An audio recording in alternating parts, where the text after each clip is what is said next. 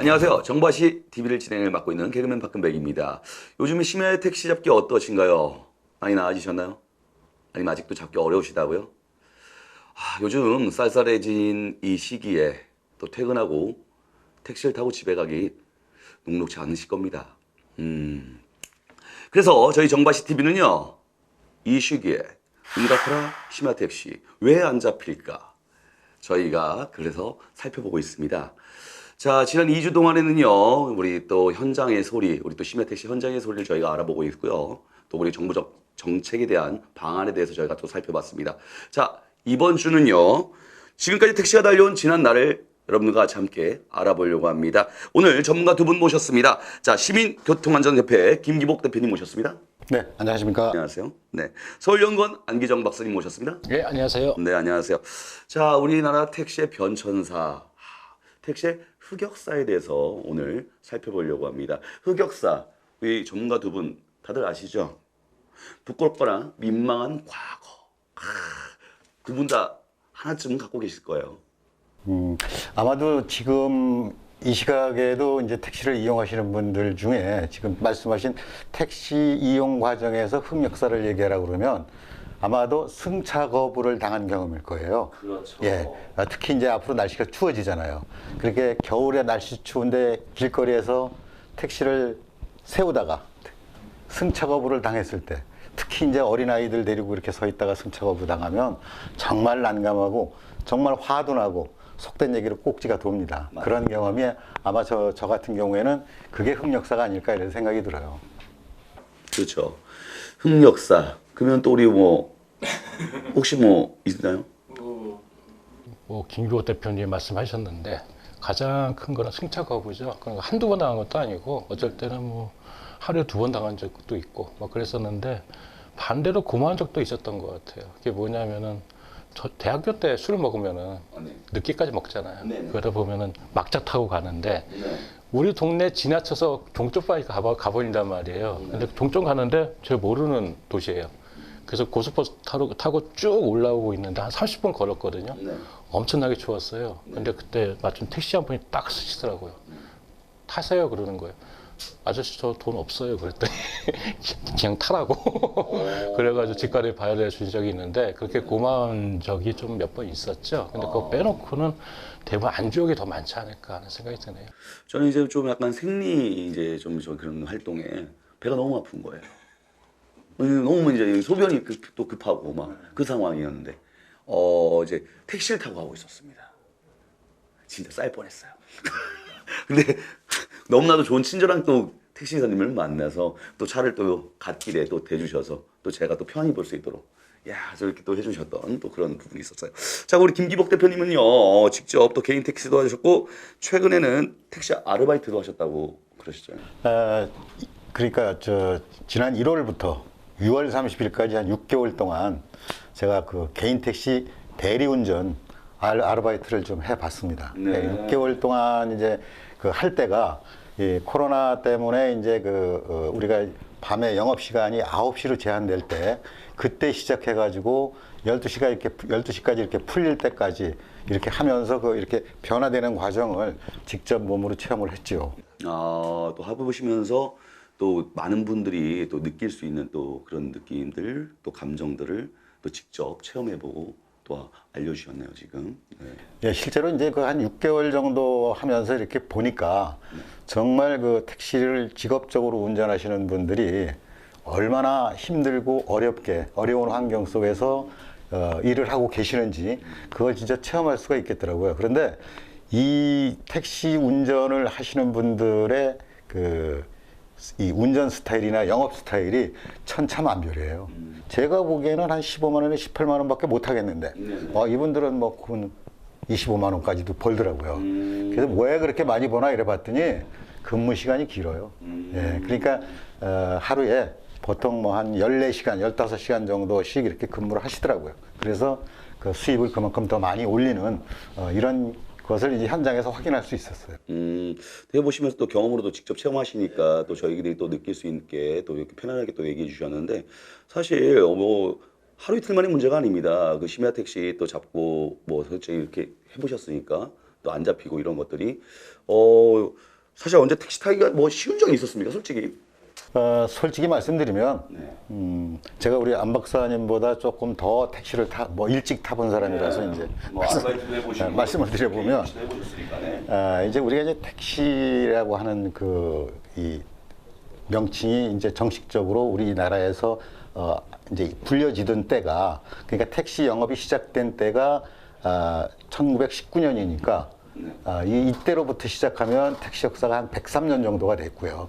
그 다음에 이제 1962년에 이제 택시에 지금처럼 미터기를 달고 요금 계산기인 미터기를 달고 운행을 이제 시작을 한 때가 1962년이에요. 이때는 이제 우리가 이제 새나라 자동차라고 하는 자동차를 부평 공장에서 이제 조립 생산을 하던 시기입니다. 이때서부터 이제 본격적으로 이 택시 영업이 시작이 됐고 택시 운행이 본격적으로 시작됐다, 이렇게 보면 이 1962년으로 보면 2022년이니까 한 60년 됐죠. 네네.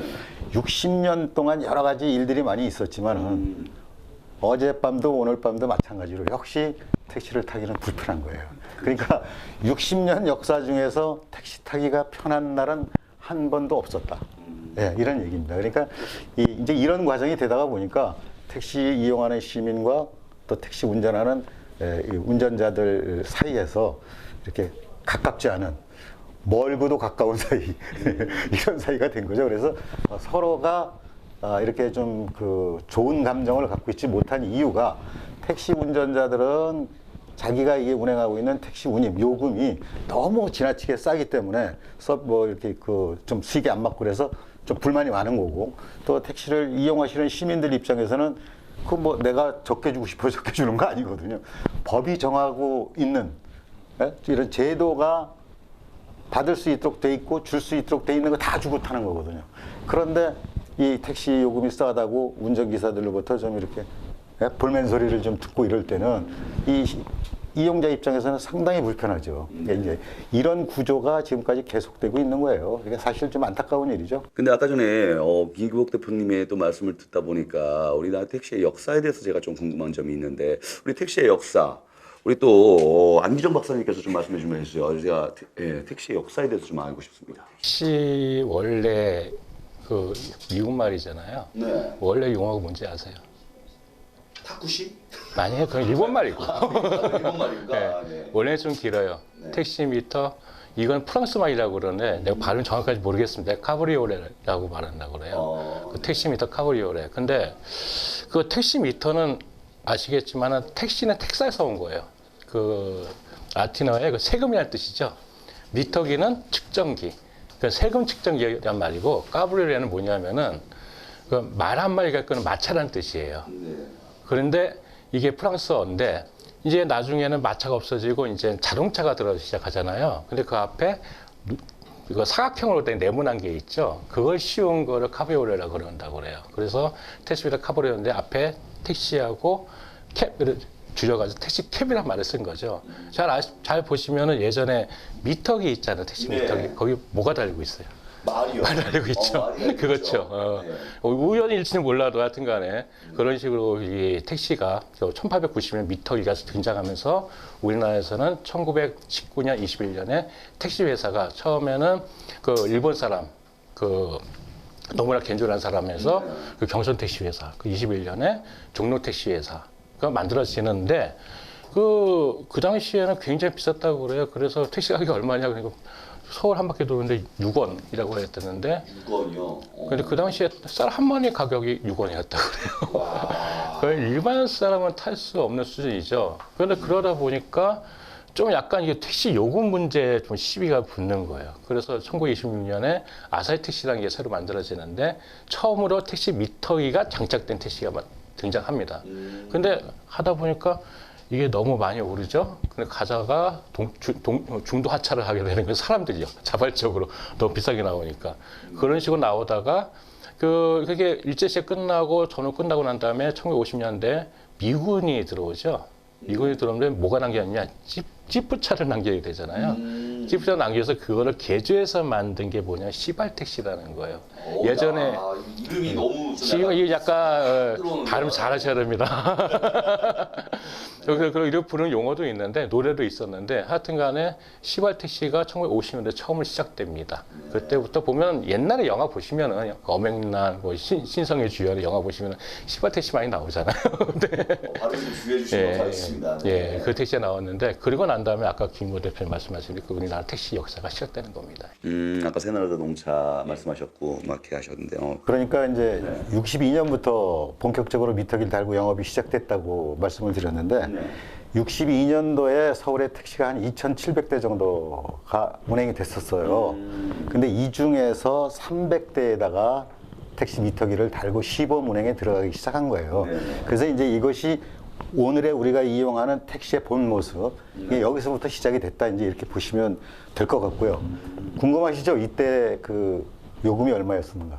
궁금합니다. 굉장히 궁금하시죠? 네네. 이때 요금이 기본 거리 2km에 50원. 2km 50원. 예. 그리고 이후 5원씩 올라갔었어요. 근데 이제 이때 50원의 이 환율 가치를 이렇게 따져보면 우리가 이제 비교하는 게 많이 있잖아요. 뭐 쌀로 비교하는 경우도 있고 가장 손쉽게 비교할 수 있는 게 뭐죠? 우리 많이 흔히 먹는 자장면 가격하고 비교하면 재밌을 거예요. 이때 당시에 자장면 한 그릇의 가격이 12원 정도 했었으니까 50원 기본 요금 하나만 한 분만 영업을 해도 자장면 4그릇 정도는 먹을 수가 있었거든요. 그런데 지금 2022년에 짜장면 값이 전국 평균 보니까 한 7,000원 정도 되더라고요. 네. 그럼 7,000원이면 지금 기본 요금이 3,800원이거든요. 네. 한 그릇 못 먹죠. 역전됐네요. 그러니까 반 그릇 조금 더 먹을 수 있는 정도예요. 그러니까 이게 이제 환율 가치에 따라서 이만큼 이 변화가 이제 심하고 다른 물가하고 비교해봐도 재밌는 경우들이 많이 있습니다. 아, 그렇습니까? 근데 택시의 종류가 또 되게 많잖아요. 중형 택시도 있잖아요. 그때 당시에 이제 뭐 좀 고급화 전략이었습니까? 그러니까 택시가 일반적인 뭐 택시도 있고 또 고급 택시도 있다고 했는데 그게 언제부터 그렇게 바뀐 거죠, 이렇게? 택시가 이제 그 중형 택시가 도입되기 시작한 것이 1988년 88 올림픽을 앞두고 이제 중형 택시가 도입이 돼요. 왜요? 네, 그러니까 올림픽을 앞두고 이제 그 여러 가지 변화가 이제 생기는 거죠. 네. 근데 이게 이제 큰 국제적인 행사를 앞두고 택시도 상당히 변화가 많아요. 86년에 아시안 게임을 했잖아요. 이 86년에 아시안 게임 할 때서부터 이제 택시 회사도 이제 그 이른바 변칙적이긴 하지만 택시 운전자 월급 제도라는 걸 시행을 하기 시작했었어요. 택시 영업을 하는 과정에 있어서 차량 단가, 차량 가격과 이 영업 이익과의 차이에서 큰 차이가 나지 않는다는 거예요. 소형차나 중형차나. 그러다 보니까 소형차는 운전기사들이 운전하기도 힘들고 피로도 빨리 오고 이제 이런 상황이고 또 이용하는 승객도 뭐 저처럼 체격 작은 사람이 큰 차 탔다고 안 될 일 없잖아요. 그죠? 근데 큰 등치가 좋고 체격이 좋은 사람들 같은 경우에는 큰 차를 타야 안전하잖아요. 그러니까 결국은 이제 중형 택시로 전부 다 이제 가게 됐고 그 다음에 이제 그 1992년에 모범 택시라는 것이 이제 등장을 합니다. 요건 이제 좀 고급차죠. 네, 지금 뭐 그랜저라든가 뭐 이런 차들 그런 걸로 이제 모범 택시가 도입이 되면서 택시의 어떤 종류로서는 굉장히 발전했다고 보여요. 뭐 개인적인 좀 약간 궁금증이 하나 있는데요. 이제 택시의 그 역사에 대해서 쭉 다 산 역사 증인이시잖아요. 근데 예전에 보면은 그 포니 택시 있잖아요. 옛날 택시는 다 왜 다 포니였나요? 아니 다 폰이 아니었었죠. 그렇습니까? 제가 잘 몰라서. 그 전에 브리시아가 있었죠. 브리시아라는 또 택시. 그리고 또 저 이태리에서 수입해온 피아트라는 피아트요? 택시로 이제 운행이 됐었죠. 그러니까 크게 보면 포니, 브리샤, 피아트 이 세 종류가 이제 운행이 되기 시작을 했고 그 앞에는 이제 새나라, 코로나 이런 식으로 이제 운행이 됐던 거죠. 근데 이렇게 많은 사람들이 좀 약간 그런 각인 속에 포니 하면 딱 택시라고 생각이 딱 이렇게 드는 이유는 왜? 그게 아마도 디자인이 좀 약간 틀렸잖아요. 예전에는 이런 모양이었는데 이런 모양으로 처음 나온 차량이기도 하고 사실 저희 아버님도 택시 운전하셔가지고 그때 포니를 사셨는데 완전히 뻔때나 보이더라고요. 왠지 그 당시에는. 그래서 뭐 고속도로 탈 때 폰이 지나가고 내려오면서 지나가고 폰이다 그런 적이 있었는데 뭐 그 당시에는 디자인 측면에서는 약간 새로웠던 것 같아요. 네. 그럼 박사님 또 제가 또 궁금한 거 하나만 더 말씀드릴게요. 그럼 택시는 이제 기름을 안 넣고 LPG 가스로 움직이잖아요. 모든 택시가 다 그런가요? 모든 택시가 다 그랬었죠. 네, 그러니까 왜 그러냐면 네. 그 이유가 있어요. 그 LPG 연료를 이제 택시에 사용하게 될 때만 하더라도 LPG는 정유사에서 이 휘발유 경유를 뽑아내고 이건 그냥 날려서 흘려 버리든 거거든요. 이거를. 그래서 이거를 이제 자동차에다가 그러니까 연료비가 싸게 쓰기 위해서 택시에다가 이제 이걸 사용하게 됐는데 뭐 이제 그 이후에 이 택시 대수가 많이 늘어나고 그러다 보니까 국내에서 생산되는 LPG만 가지고 안 되고 외국에서 이제 수입을 해서 사용을 했는데 재밌는 거는요. 전 세계에서 생산되는 LPG의 약 60%를 우리나라가 수입해서 썼다는 거예요. 네. 그러니까 외국에는 LPG 택시가 그렇게 많지 않은 거죠. 네. 그래서 이제 뭐 이제 물론 LPG가 자동 택시 연료도 썼지만 일반 가정용도 많이 썼거든요. 네, 그렇죠. 그런 측면에서 이제 LPG를 자동차 연료로 사용하게 됐던 거죠. 원가 절감을 하기 위해서 그랬구나. 좋습니다. 아까 전에 이제 또 박사님 또 우리 대표님께서 이렇게 말씀해 주셨는데 뭐 플랫폼들이 되게 많습니다. 아까 전에 뭐 벤티, 뭐 타다, 뭐 아까 전에 IM 뭐 이렇게 많은데 지금 소개된 거 왜 요즘 플랫폼 택시들이 좀 비싸더라도 이용하는 분들이 좀 많습니다. 좀 다른 다각도 문제에서. 네. 그거에 대해서는 우리 박사님 어떻게 생각하십니까? 네.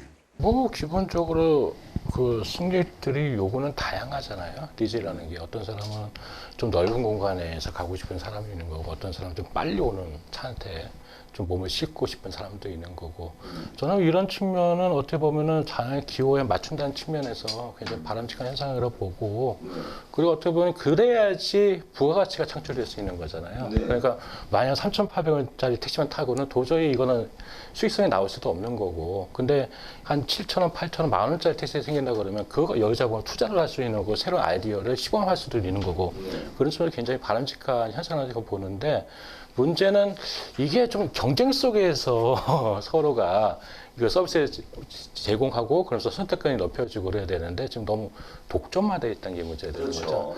사실 우리나라 플랫폼 택시 역사를 보면은 사실 우버부터 시작되는 거예요. 그렇죠.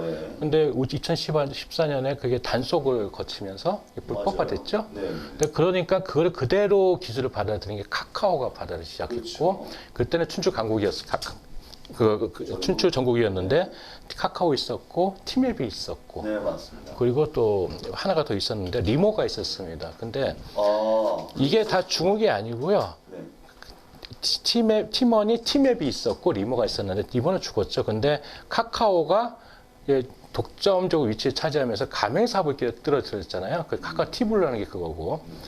티맵은 카카오 때 맨날 죽었었죠. 그래도 2위의 명목을 유지하다가 최근에 우부하고 손잡고 우티라는 브랜드를 만드는 거죠. 네, 그러니까 가맹 사업을. 그래서 뭐 중개사업도 가맹 사업도 하고 그래서 아주 공격적으로 투자를 하고 있는데 티머니는 죽었냐? 그땐 죽었었어요. 그런데 요즘 보시면 온다라는 택시랑 있을 거예요. 온다.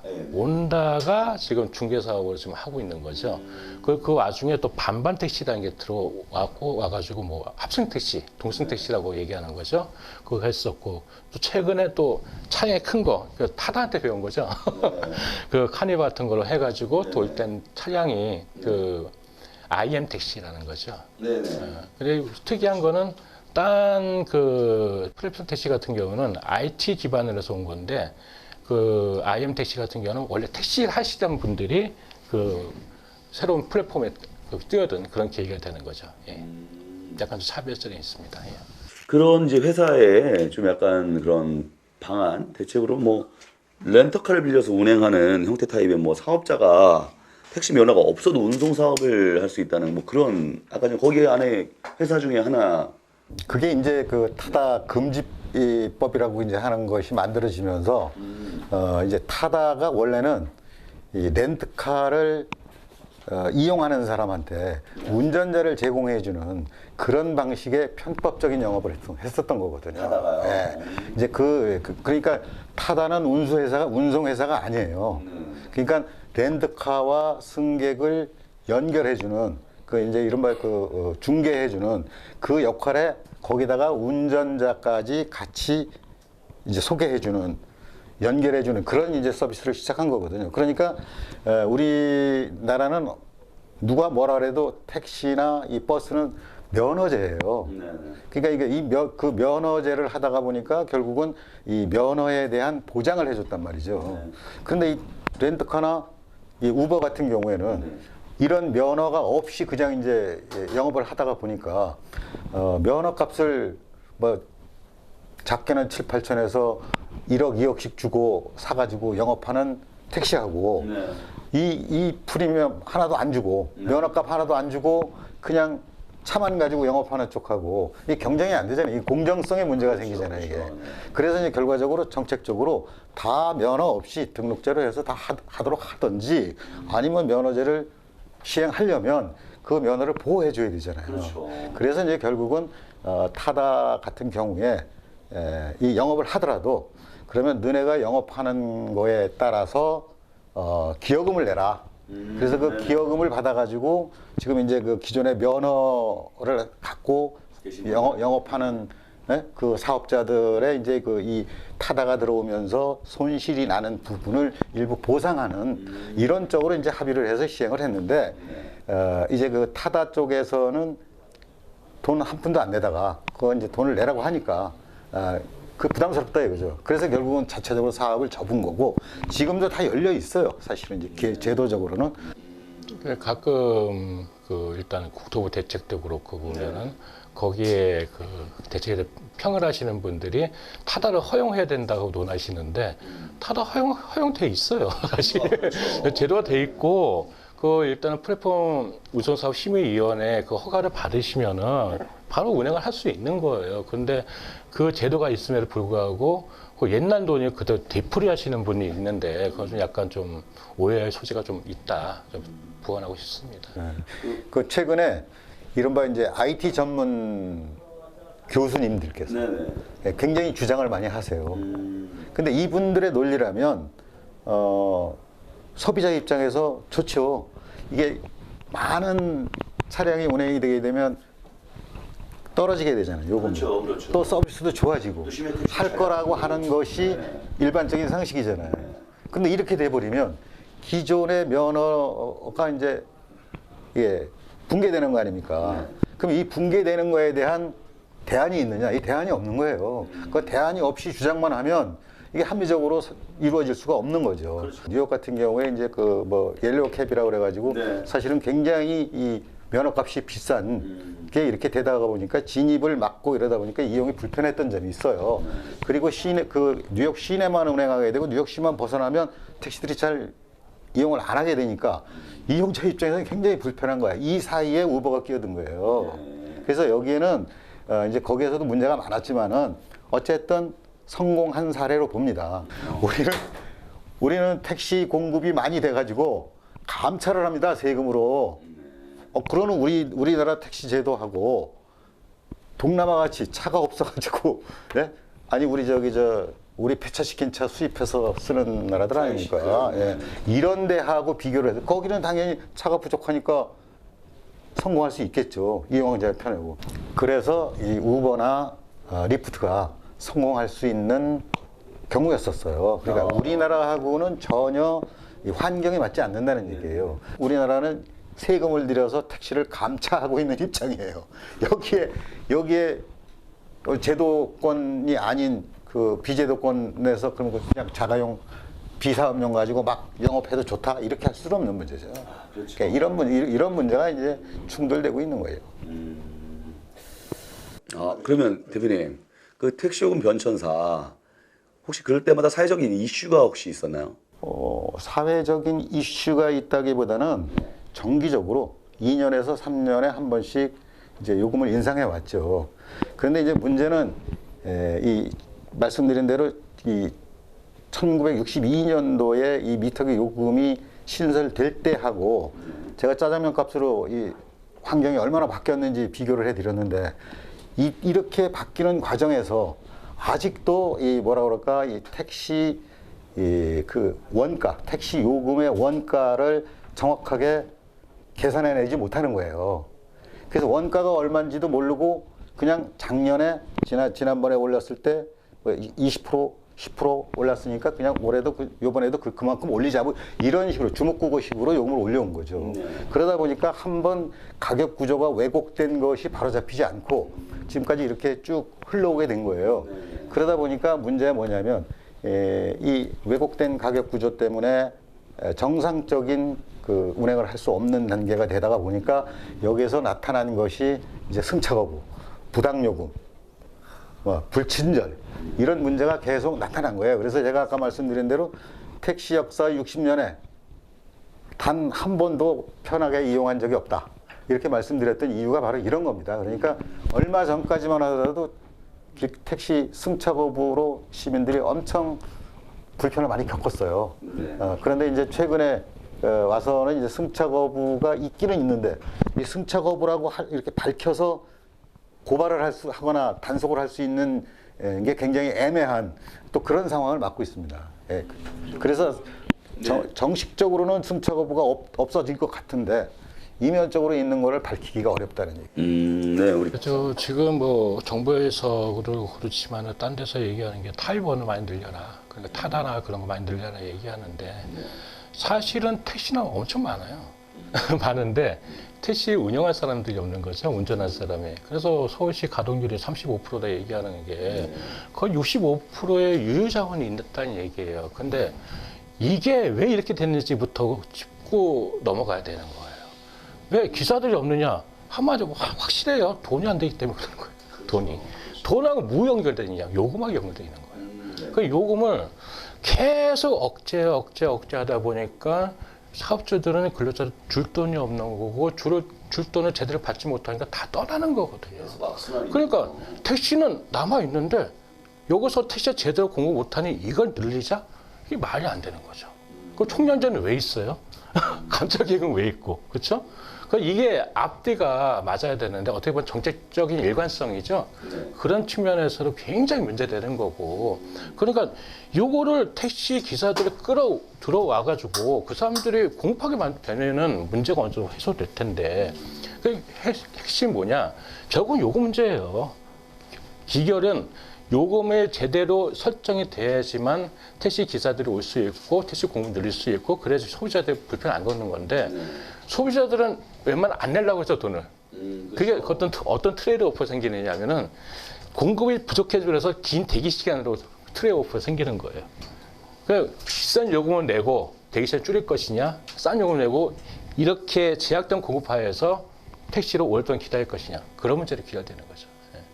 네, 정바시 TV 이슈 연속 기획 심야택시 왜 안 잡히나 지금 3편 택시의 흑역사에 대해서 여러분들 같이 함께 알아보고 있습니다. 그러면 이제 우리 다음 편에 또 알아볼 또 부분 간단하게 좀 제가 한번 좀 알아보고 싶은데 택시 승차난 해소와 서비스 개선 방안 살짝 뭐 아이디어 하나씩 있을까요? 네. 가장 합리적인 방법은 네. 균형을 제대로 맞추자. 그러니까 이 수요와 공급에 대한 균형을 맞추기 위해서 무엇을 해야 될 것인가를 고민해야 될 거예요. 네. 그래서 지금 정부나 지자체에서 지금 굉장히 많은 양의 대책을 발표하고 있는데 실제로 이렇게 들여다보면 뭐가 하나 딱 이거다 하는 답이 안 보여요. 그 왜 그럴까요? 지금까지 말씀드린 이 택시의 흑역사와 현실을 우리가 좀 제대로 진단을 해야 되지 않을까 이런 생각이 들어요. 네. 우리 박사님께서는요? 기본적으로 지금 많은 원인은 초과 수요거든요. 그러니까 공급보다 수요가 많다는 거. 그거 해보면 간단하거든요.